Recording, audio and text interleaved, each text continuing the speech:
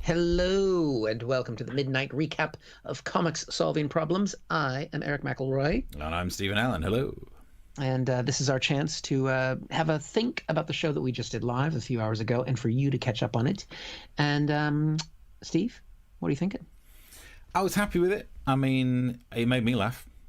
Yeah. And they always say, if you can just make one person laugh, then that is the kind of gigs we get booked for. And I'll take the work. That is a theme through what we did as well. That became a theme in the show, the fact that there's not a lot of gigs happening. So we will basically turn up and try and make any room a gig by making you a meal. You'll understand it if you watch the show. And I think here in the UK, we talk about you talk about the tears and the lack of work in them, and I'm sure someone's done the analogy of the tears of a clown, except it's not really, because there's no work for clowns. No, imagine that.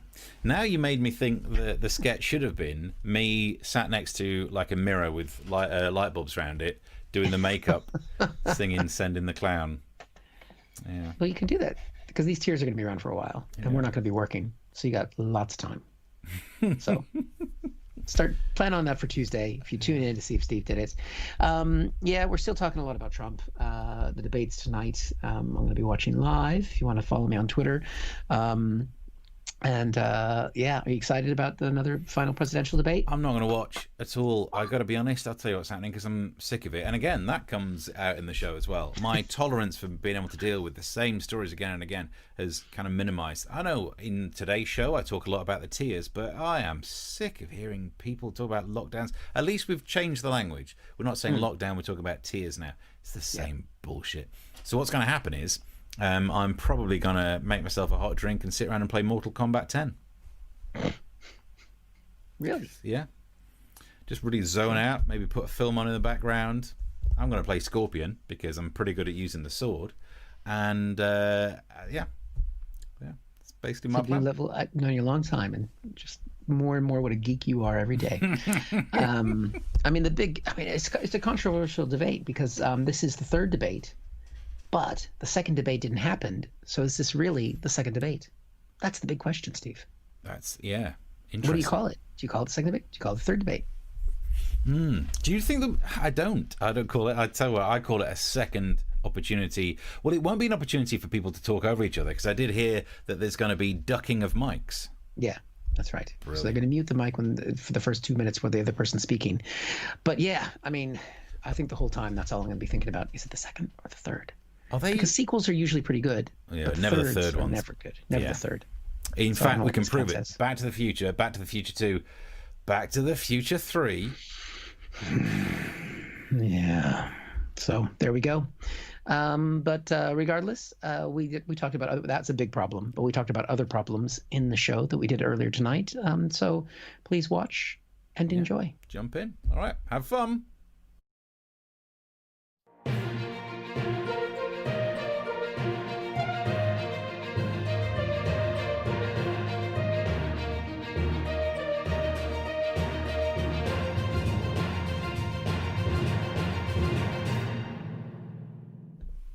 Hello and welcome to Comic Solving Problems. I'm Stephen Allen.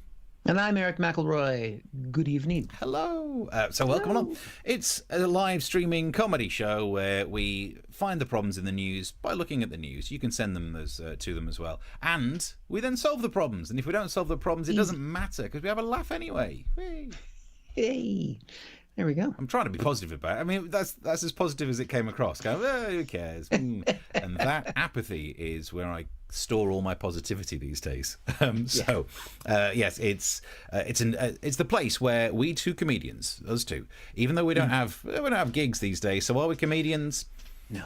If a comedian dies on his arse in the woods and no one's there to hear it, is that technically an allowed gig? I don't know, and if so, who books it? I would like to do that, please. You can send us the problems wherever you're watching this.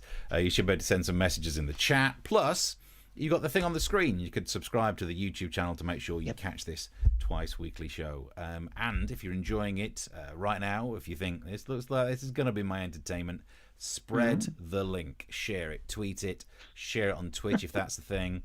Facebook it, and other social medias. Let's get some eyes pointing in the direction of these solutions that we're going to find. And I think that's pretty much it for getting ourselves facing in the right direction. Yeah, it's exciting because we're here as well. This is part of the Brighton Festival too, so that makes it extra special. So we're doing just normal, and then it's festival. So it's a festival show. Hello, that makes it Brighton. We're solving the problems of Brighton. They don't have any problems down in Brighton, do they? That's why people move down there. Southern trains. Oh yeah. Sorry about that. We ain't going to solve that today. The show's not that touch long. that one. That is the third rail of comic solving problems. Yeah. Southern trains. Brilliant stuff. Right. So in terms of problem one, what's the first one you got for us, Eric? Steve, it's a lighthearted problem to kick us off today. It is the problem of the end of the world. Great. Yep. It's coming. So later on, because we're doing this on Thursday, tonight is the final debate in the presidential debate between Donald Trump and Joe Biden. So we have that to look forward to. I'm going to be staying up all night to watch it, which is my own personal problem. And the stakes are very high for Trump because he's way down in the polls. He's struggling even with the Electoral College advantage that he had last time. And he didn't do very well in the last debate. If you remember, here's a little clip of that. Who would you like me to condemn? White supremacists and right Proud militia. Boys, stand back and stand by. It didn't go very well. Yeah. I feel bad using that clip. I don't know. Is it too soon? But the bottom line is Trump doesn't really need to debate, or he doesn't need to debate. He doesn't need to worry. Trump doesn't have any problems with all this. And that is because we know who's going to win. And that's because we've been listening to televangelist Pat Robertson, and he has this prediction. Well, here goes. I want to share with you. I was praying on Sunday saying, God, please tell me how it's going to happen. And I hope I've got the word. But first of all, I want to say without question, Trump is going to win the election. Oh. Yep. That's right, Steve. You heard it here first. God hates us. Divine providence has said that's the way it's going to be. Doesn't matter how many things he grabs or how many debates he implodes on, and this is coming from Pat Robertson, who's the guy who knows that the gays cause hurricanes. So he's telling the truth. Oh, is he the one? Okay. He's one of them. I don't know. He says one of these things. I don't know. But he does have a vision. Not only does he know that Trump's going to win, but he knows what it's going to look like after Trump wins. After Trump is sworn in, we're going to see civic disobedience in our America that will just be mind-boggling. The country will be torn apart. What a positive agenda to make America great again. Pat's putting forward there, because apparently America was great during the Civil War. He's basically, the slogan is vote for Trump because the country will be fucked. But he doesn't just stop there. Pat takes it a little bit further. But there will be at least 2 attempts on the president's life. Yep, 2 attempts on the president's life. Now, a lot of people have said to me, like, "What? You got guns in America. Why don't you just take Trump out? Wouldn't that solve all the problems?" And the answer is no. I will not endorse the assassination of the president because it's illegal and I would get arrested, but also because everyone is armed in America. If someone took a shot at Trump, everybody would be going at each other because it's America. Even the left has guns. The right has guns. It would be horrific, right? It's hard to explain because, even if people don't, it would just tear America apart. And, I have thought a few times living in the UK all these years, like what would happen if someone took a shot at the prime minister in this country? Exactly. That's the reaction of British people. Yep. Little raised eyebrows, a little bit of a thought. And I know you're sitting there thinking, Steve, does that mean we get a bank holiday? You guys don't give a shit. It's one of the few things that keeps you together. Right. So we got the country torn apart, riots, assassination attempts. Maybe could it get any worse? The only thing that will fulfill what the word of Jesus, that I'm going to give you in a minute, is some kind of an asteroid strike on the globe. It's sudden destruction. I mean, I'm sorry, Pat, but Jesus Christ. Are you kidding me? Assassinations, riots, asteroids. I mean, now you've just taken things too far. I thought that can't possibly be true. And then I saw this. Famed astrophysicist Neil deGrasse Tyson says an asteroid the size of a refrigerator could hit Earth the day before the November election. Oh, my God. I mean, maybe that's the only thing that will stop it from happening. Whatever. I mean, I just think, is this what's...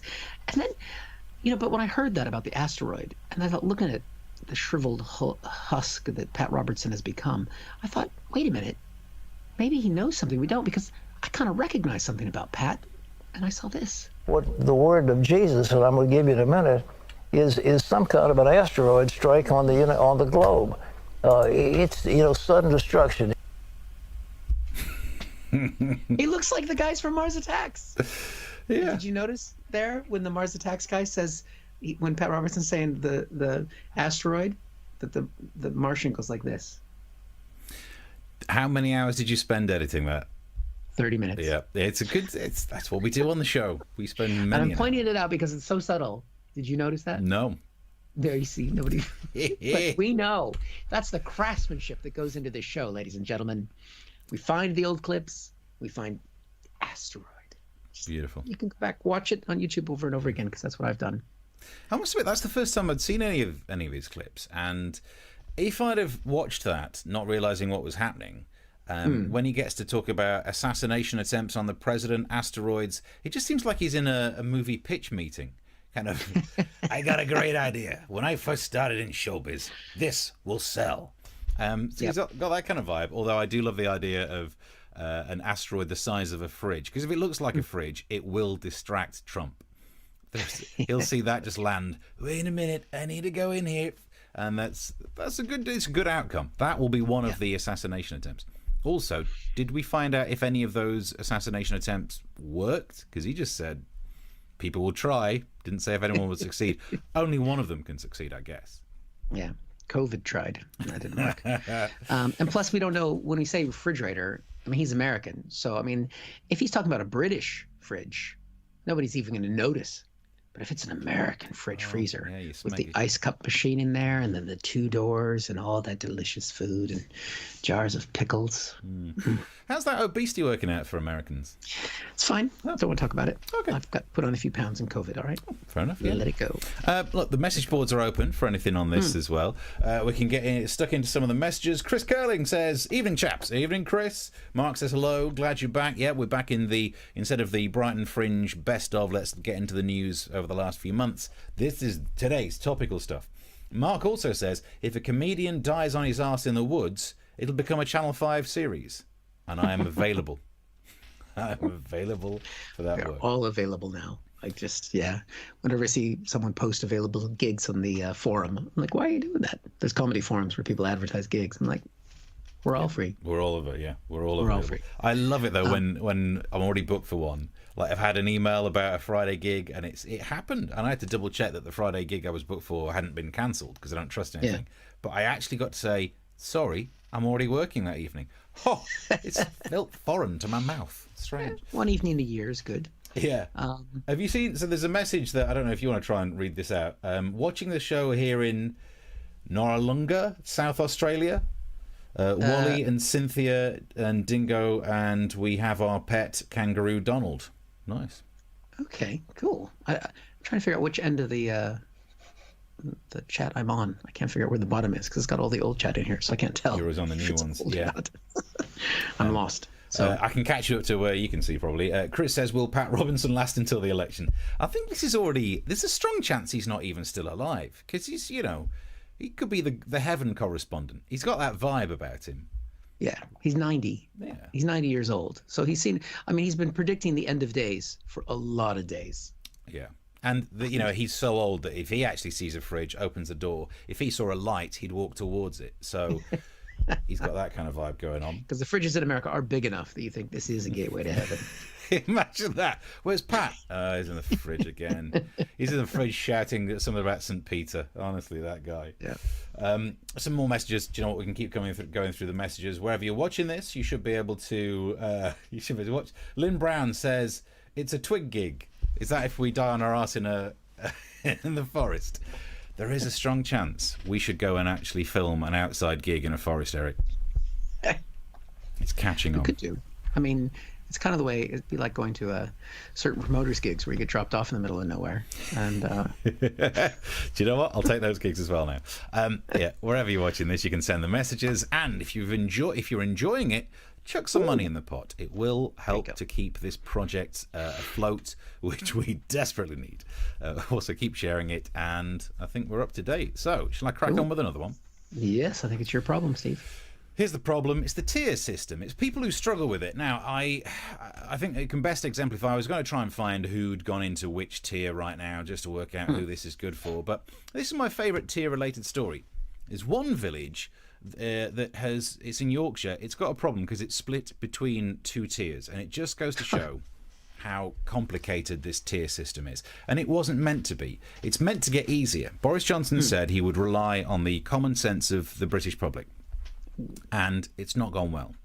Yeah. And I was thinking today, I remember when it was William Hague saying, what we need is a common sense revolution.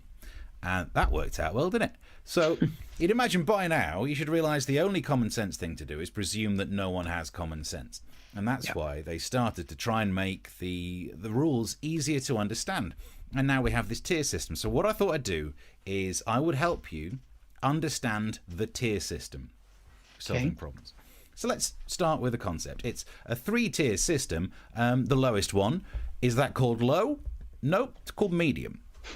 Now, that's an odd place to start because I thought medium should be in the middle of something. I even looked it up. The definition is about halfway between two extremes. So you can't really start something at medium, having that on the low end. This is like they put Costa Coffee in charge. It's really, if they think you can just start off with medium, the government would ruin fairy tales. Are you sitting comfortably? Then we'll begin. Once upon a time, Goldilocks went into the woods and fucked over one bear. The end. It's quicker, I suppose. It's harsh. Yeah. It's harsh. So look, the low end of the scale is too confusing. Let's go to the other end. Right at the top. Is the top level called high?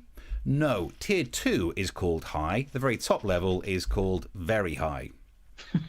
Now this it makes it even more confusing, but I can kind of understand what they're trying to do by having it, because you can't call the low level low, because people will go, oh, it's low, and they wouldn't worry. So you've got to scare people. But if you're going to do that, why not go the whole hog? Why not call the lowest level very high, the medium level pretty damn high, and then the top level, ah! We'd all stay indoors. We're saving lives. I don't know why they're not listening to us, Eric. The title for the tiers is too confusing. Instead, let's just look at the numbers. Here we are. We can bring up the little graph here. So, if you tabulate the tiers, in the number 1 position is tier 3. In the number 3 position is tier 1. Has that made it any easier? Don't worry. Tier 2 is still in the number 2 position. That's how symmetry works. There we go. That's because it's medium in comparison to those, but it's not medium. That's the bottom one. It's actually high. So let's look. Now you understand which tier you're in. Let's look to see what kind of rules we're dealing with. Tier 1, normal rules. They could have called it normal, and that just would have been too easy. So of course they're not going to do that. Tier 2 has extra rules. You're not allowed to meet up indoors with any other families. That has already led to a 400% increase in people buying patio heaters and fire pits. And I love this because it's so nice to already know what Greta is going to moan about next year. That seems like the story that I can't wait to happen. So what else is in the rules of tier 2? Well, you're not allowed to have sex with someone you don't live with indoors, but you can still have sex outdoors. So if you've recently bought an outdoor heater, you might have to waft away more than just wasps. You dirty pockets, get out of it. If you're currently living in tier 3, no one knows what you're allowed to do. I'd say go to a library to look it up, but you can't. So that is me trying to explain the simplified system that we all need to stick to. And if we all stick to those rules, somehow it will still get worse. I think I've solved it. I mean, if they're concerned with people having sex indoors, they should just encourage more people to get married. Yeah, well, maybe they do. Yeah. Pretty much solves it for us. Look, Chris Curling says boost for the dogging fraternity. I know, I never really thought of I mean, the appeal of dogging never really was there for me until now. Although I am married, so I can't have sex indoors. We had it as I did it in a previous show, a list of people breaking crimes, and I put doggers quite low because it's outdoors. Yeah. Handshakers are worse than doggers, in my opinion. That's right. So as long as you have sex, just don't shake hands. Imagine that a dogging meet. I presume they're called that, a dogging meet, and afterwards, thank you very much. Oh, you bastard. You do the elbow touch. Can you get someone off that way? Anyway, I can see some comments now. Mark said it would have to be a convertible car, but it can't be indoors. There you go. Yeah. So you can't be in the car. Yeah, it's definitely got to be on the hood, in the boot. And Utah 1 says, if you want a gig in the woods, I hear some teddy bears having a nice picnic. I would, again, willingly take that gig, because that would be the biggest audience I've played to for a long while. Yep, that would be. Do you know what tier you're in, by the way? We're in tier 2. Really? Yes, because we're Greater London. Yeah. Okay. Down here in the Gravesham area, tier 1. Yeah. Wimp. Got to lean into it. Yeah. Get in there. I think that means I'm allowed to. Well, something like I can go to a restaurant and pubs can stay open. And there's a really weird thing about tier 3 where a pub can stay open if it's only serving a substantial meal. Yeah. What is that? Which it's got to have. I honestly, I don't know if this is true or not, but I heard someone on the news saying it's got to have chips. But that can't be the definition. I know most of the tier 3 places are in the north, so that will be true. But it can't be a rule that the only thing that makes a substantial meal substantial is chips. I think it means 3 packets of crisps. That means we could gig indoors as long as we cook people a meal and didn't make them laugh, which is doable. I think in tier 3 also the comedy clubs have been allowed to stay open, but they have to serve a substantial meal and they cannot serve alcohol. That's going to go well. Yeah, and I know you're not the biggest drinker in the world, Steve, but do you really want to perform to a sober audience? No, that's right. I rarely drink, but I'm grateful that other people do. That's why I'm not evangelical about not drinking. I want other people to be slightly disadvantaged. That's right. Yeah. Definitely. So yeah, I mean, it is. I think it's going well. I think that's pretty much the biggest joke of the show so far. It is such a mess. Look, if you got any messages on this, any comments? Tears for Fears, says Lynn. Loving it. Nice. I can't believe I made it all the way through that bit and didn't do a tears pun. Thank heavens you're there, Lynn. Keep some messages coming through on this, and if you're enjoying it, you could subscribe. There should be a link somewhere near this, and it would very much help pay for the crisps that will make this a substantial meal. Yes. Not salt and vinegar. That's a different phone. Some of the prawn flavors. I mean, that would be a good. We haven't done a proper quiz for a while. We should do a quiz at some point about what's the most disgusting flavor of British crisps. Prawn cocktail. Yeah. The steak ones. At least they're just vaguely meaty, whereas prawn cocktail. Do you know what's weird? Prawn cocktail and tomato ketchup flavour crisps almost taste the same. Something's gone wrong. And also, I know we don't want to. Paprika, says Mark. No, that's true. Too much, too fiery. We've never lived in Germany. Everything's paprika. The women are paprika. Oh, that's gonna sting. But little side point: I learned a fact recently while we're doing nerdy facts. The reason why banana flavored things don't taste like banana, do you know what it is?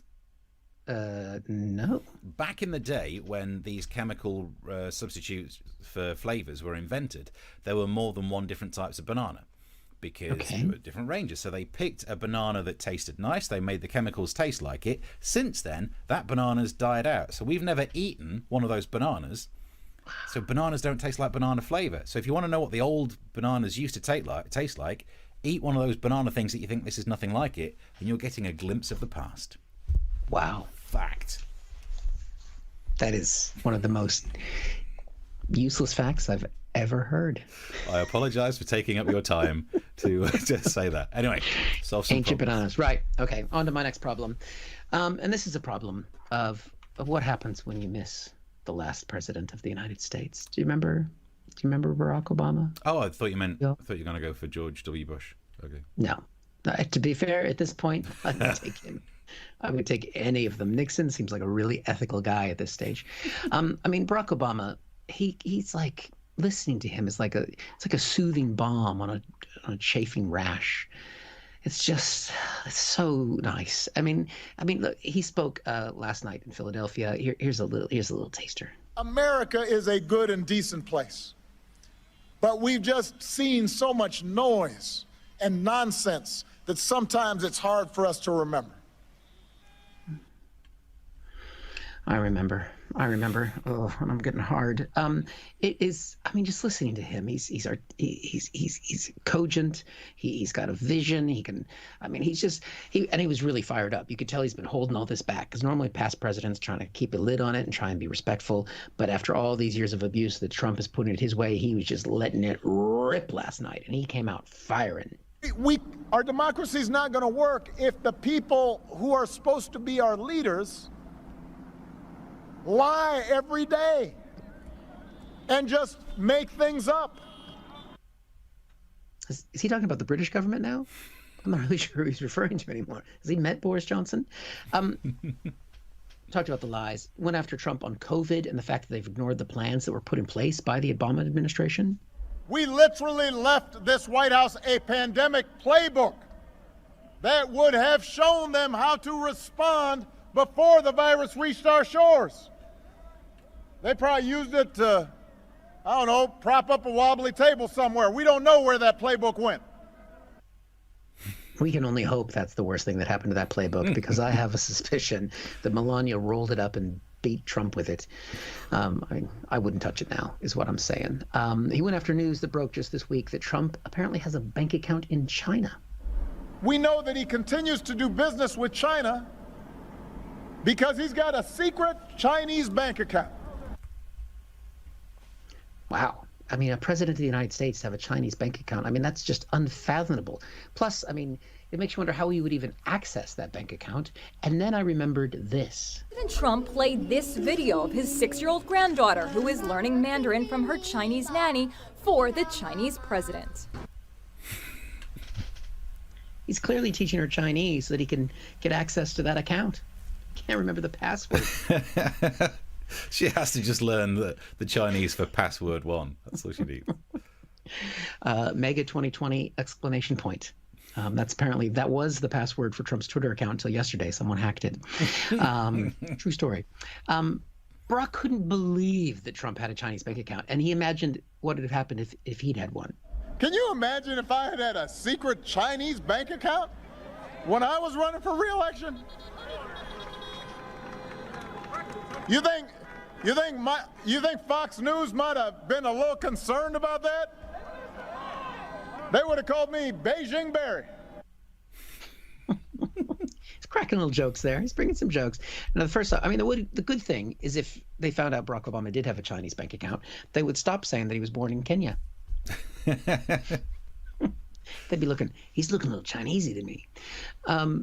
Now, Beijing Barry, that's not a bad name. I tried to think about what other, because when he wrote the speech, he must have gone through other names they could have called him, and I thought probably the only other one I could come up with was that wasn't racist, was Barack Hussein Sauce. Nice. Yeah. You like that? I like that. Barack Hussein Obama, Barack Hussein Sauce, because of the Hussein. It's Hussein, I think. Hussein. Yeah, the only one I can think of now, but it wouldn't have worked at the time, would be Bat Rack Obama. Just link him to bats, but back then no one really worried about bats. Yeah, Trump knew. But his final message from the former president was probably the most important. You've got to vote and then get some change and then vote some more and then get some more change and then keep on voting until we get it right. Now, that is true. That is the way we're going to win this election, is if you do vote. However, you can only vote once. So I want to make that very clear based on what the president was saying.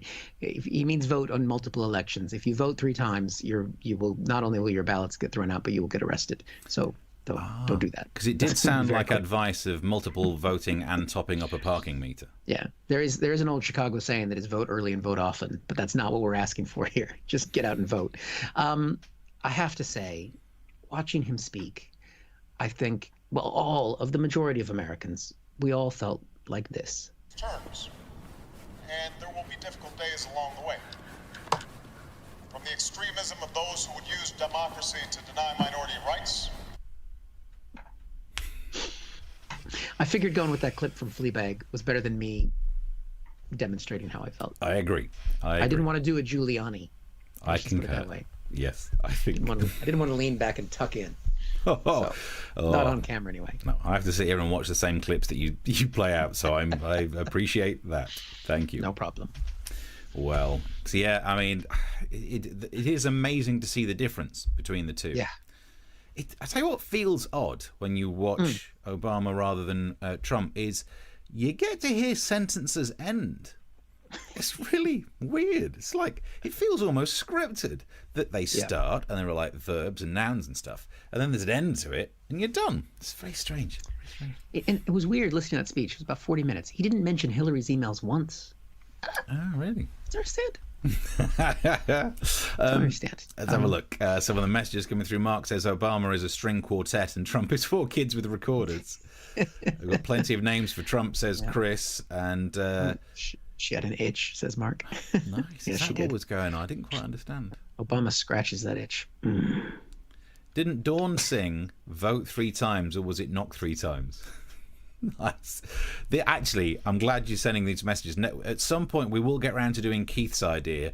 In the comment section, we should be doing songs for lockdown, and we could do them for the election as well. We just forget to prep it because we're so busy doing all the other stuff. But yes, keep watching every Tuesday and Thursday, and we'll get around to doing suggesting songs that go with the news stories that we're dealing with. I like the idea of that.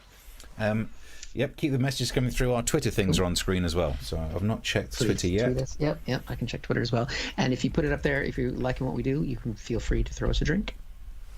Would be appreciated. Lovely, lovely. So, there is another problem to solve.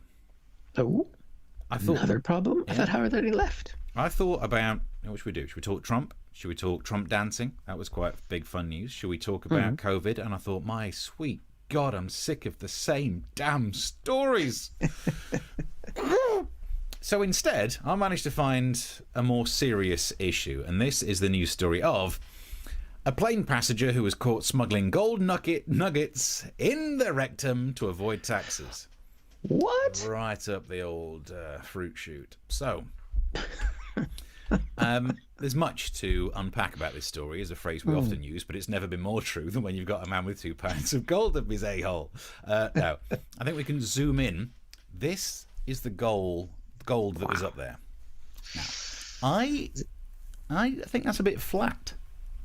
I hope it's been washed. I would look. I mean, look, I don't want to teach you how to suck eggs in the world of anal gold here, but I probably would have put those 3 together and made them more cylindrical, but with a rounded end. So I think you know what I'm saying. What I'm saying is, if you're gonna smuggle gold, you'd make yourself a gold dildo, wouldn't you? If you're gonna smuggle it, you might as well enjoy the experience. And here's what I realised. I thought, why has he done it like that? 3 of the big ones and then that small one. Because, you know, I started to wonder whether my bottom's the right shape, if that's what you can do with it. But I realised, apparently, he didn't want to pay the 18% tax. Now, no one likes paying tax, but I've never put anything up my bum to try and get a discount. Put it that way. I think the little one was probably, he thought, if I get caught, I'll just poo out that one. There you go, 18%, ding, and then carry on. How could you not expect to get caught in a metal detector? Like, cram it up none of it makes sense. My favourite bit of the story is apparently the authorities caught him because he was walking funny. You would, because you'd be nervous, but you can't fart, because if you do, you could lose 10 grand. Well, I mean, it's just one of my favourite stories for ages. Guy smuggles gold up the bottom. I think it's so good. I'm trying to write a film based on it, and I'm going to call it The Man with the Golden Bum. Nice. Seems like a good title. I've already made the intro. Have a look.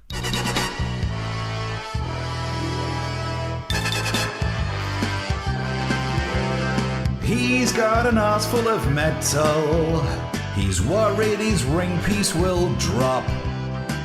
His ass weighs close to a ton. The man with the golden bum. Cramming it up nature's pocket. He's got many ingots up there. Getting it back won't be much fun. The man with the golden bum. It's in his bum. His ass is done. His golden bum.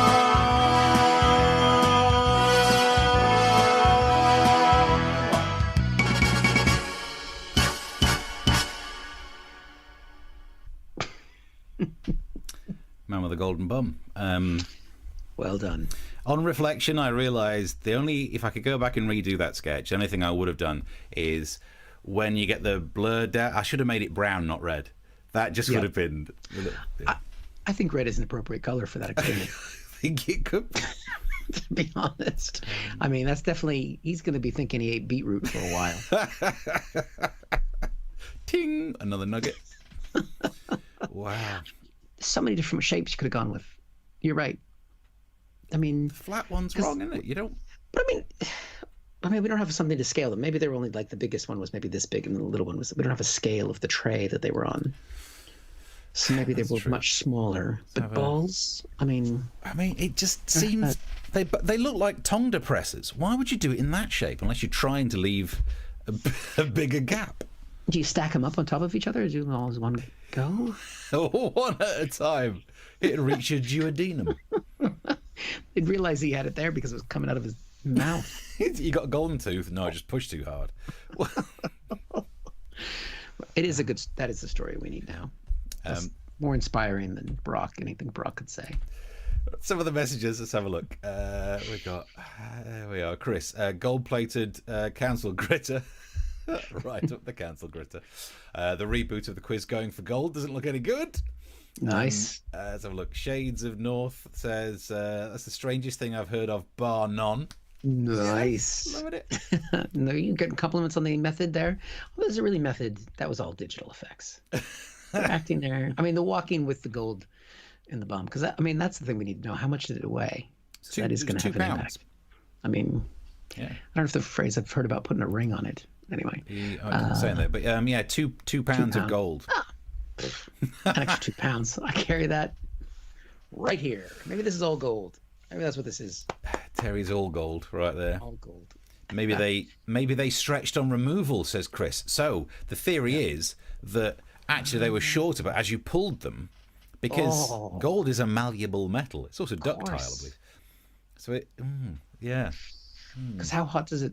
I don't think body temperature is enough to make gold melt, though, is it? No, but it is a soft metal because of the way the valence electrons can just pass over each other. No one wants to know why, Steve. It's a good conductor. Like copper and silver. It's the same on Mendeleev's periodic table. It's the same column. Oh, dear. I'll never look at Golden Grahams the same again, says Mark. Yeah, 2 pounds worth. 2 pounds worth of right up the old. Yeah, there we go. That's my favourite. It doesn't matter what's happening in any other piece of news. A man who tried to smuggle some gold right up gentleman's pocket. There's got to be an easy way to make a living. Although these days, the way gigs are going, who's booking it, Steve? Yeah, God, imagine that. He'll have a mask on, but he's got his gold hanging out at the end. He's got his ingot touching cloth. Well, right. Well, I think we're getting towards the end, aren't we? Yeah, I mean, let's be honest. I spent 4 hours today recording that song and filming myself doing that for 1 minute of the show. So I'm out of material. I got nothing else. Yeah, and that guy's out of pocket. No, I don't know what the right phrase is. Well, there we go. It was well done. I'm going to compliment you on that. If you thought the show was worth anything, 4 hours of Steve's life right there. If that made you chuckle, feel free to buy us a drink or two. He'll get extra of whatever. Extra for Steve. Some plasters, a nice cushion is what's needed after that. Because method acting, so I committed. We never saw that bar again. Yeah, but we appreciate your support. That keeps us going, and also tell people about the show, so you can share the links to the YouTube channel, get more people to subscribe, do that bell thing, and share it on Facebook and all that kind of good stuff. Because the more people watching is fun, also. And you can follow both of us on Twitter. I'm going to do a plug. I've got a podcast. Plug the podcast if you don't mind, called American Exchange, and you can look on my Twitter feed to see it, or on Facebook and so on. And it's me interviewing people in the States who are movers and shakers with me, trying to figure out what the fuck is going on back home. It's kind of my official catchphrase. I've just recently talked to Joe Walsh, former congressman, Brian Karem, White House reporter, and Olivia Troy, who just resigned from the Trump administration. And I've got some very exciting guests coming up that I can't tell you about, but they're big names. Big ass names. You'd say that even if you didn't. That's what I like about that. But this is true. This is true. So, although it's the Trump era, I could lie. It doesn't matter. But Mark's already a listener, apparently, by the looks of it, or a viewer, depending which way you do it. Thank you very much. All right, thank you very much, Mark. So, yeah, and but otherwise, I have no gigs. Nothing else in the diary. How about you?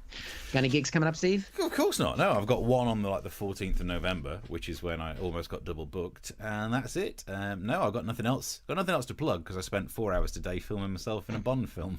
So I think between now and then, you can just make the full film. Do you know what? You've got the opening sequence. Yeah, I did think of doing the full version of the song. I could definitely do that. What would happen in the Bond film, The Man with the Golden Bum? Well, that scene where he's tied up, where the bad guy's always gonna do something to him. I mean, what worse could he do to him? Yeah, he's already had gold shoved up his rectum. Pull it out too quickly. There'd be some sort of special device inside the gold bar, like an explosive gold bar. Pay attention, 007. This you could have one of those. That'd be good. Yeah, I can play Q. I can play Bond. We've done some Bond sketches before. Yeah. Let's be honest, I got a lot of time tomorrow. There is a strong chance that at least a 45-minute version of that film comes out. You're gonna have to do one scene in the bikini. Oh God, that's gonna be you got to be your own Bond girl because you can't have anyone to the house. Yeah, and or I'm tier 1. Maybe I can get away with it. Oh, you're tier 1 or 3, whichever one it is. I get confused. Just everybody's tier 2. Average it out. That's fine. That's fine. Kind of medium. So I think we're all done and dusted. Thank you very much for watching. Do, if you can find the link to throw some money in our pot, it very much helps to pay for the kit and the running this darn thing, and the fact that I've got 17 lights is not as cheap as it was when we started. No. So yeah, support the show would be very much appreciated, and we're back on Tuesday. I think we're back next Tuesday, and we'll have a recap of the debate that happens over the weekend, and who knows? I mean, it's God's will. It's God's will. It's got. You never know. The Earth might end because of some sort of an asteroid. Great. And we know who to blame: the gays. I mean, that is a clip that someone takes that out of context. Your new podcast is getting taken down. Yeah, it's not me. Well, I'll get the wrong kind of audience. Oh, or the right. I'll get an audience. Yeah. Never mind. Well, that was a show that you've just watched. Yeah. That was our show. You can tell the shirts are off. We're back to the Midnight Repeat crew. This is the bit where it's not just playing out the show from earlier. Now we get to talk about it. You've seen it too now as well. Thank you for some of the messages that you've sent. And we're on Twitter. You can do the Twitter thing. And chuck some money in the old money thing down here. Chuckaroo. I've done some maths on this, Eric. And if you could afford just £1, and that's not much, right? If you could afford just £1, and you gave us that £1 many times, like once a minute, we would be absolutely fine. So do that. Be fine. Or just give us £1. I mean, I'd take a slice of that because we've got some expenditure coming up. Because I reckon we need some more tech. Yeah, got to do the tech. Because I'm not going to spend any time writing more jokes. No, that's definitely not happening. And when I was getting ready for the show earlier, so this chair stopped making as many squeaky noises. I thought that was interesting. And I found out why. It's because the bit of metal that normally stops it doing whee all the way back has broken off. So if I really cram it in, it just about holds up. But then I was sat typing away. You know that you do that thing where you're like, boom, ah! I thought I was going to die. It did it twice today. Yep, my chair does that occasionally as well. It's still holding on, but I've got the squeak. Yeah, it's the most thrilling part of my life recently is when, because it's like you can't go to Alton Towers because you're not allowed. But what you can do is lean back on a chair and whee, and as soon as you think you're going to go, sort of like, whoa. It's exciting. Okay, maybe we should have done the entire show back like this. Whoa. Woo. There you go. Let's make it more relaxing and loungy. Woo. That's like being at a water park. Because I'm all wet down there. Oh God. Oh, too much, too late. So next show, you probably just heard about this, but it's Tuesday at 9 o'clock. Spread the word, spread the clips, spread the full versions of the show. Spread whatever you got. Yeah. If you got them, spread them. If you don't spread them, what's the phrase? If you got them, smoke them. Oh, I can't remember now. Yeah. Some quote from Duke Nukem, probably. There you go. I am a nerd. Did you ever play Duke Nukem? Nope. Duke Nukem 3D, the level 1 and 2 were the level platform games were terrible. Then all of a sudden, come get some. You never played that game? Is it a computer game? Let God sort them out. Because he'd just say things like this every so often. So actually, me just chipping in like that is one of the most Duke Nukem 3D things ever. What's the other things he'd say? I'm gonna rip off your head and shit down your neck. What is this? It's a computer game where you are Duke Nukem and you go around. Earth's been invaded. There are alien pig cops. There are various other kind of beasties, and you get all the different guns and you go around and blow them up. Must have been a British thing. Yeah, it sounds like it, doesn't it? I'm gonna rip off your head and shit down your neck. I think it's a Lancashire accent, that one. I was gonna say that. Yeah, or Newcastle maybe. Why, I pet, I'm gonna rip off your head and shit down your neck while not wearing a coat. Yeah, you're right. Actually, it is Newcastle. It is. There we go. Glad we sorted that out. I'll look it up. We'll talk about Tuesday. Yep. Right, till Tuesday. I think we're sorted. Thank you very much. Subscribe and check us out then. Yep. Bye.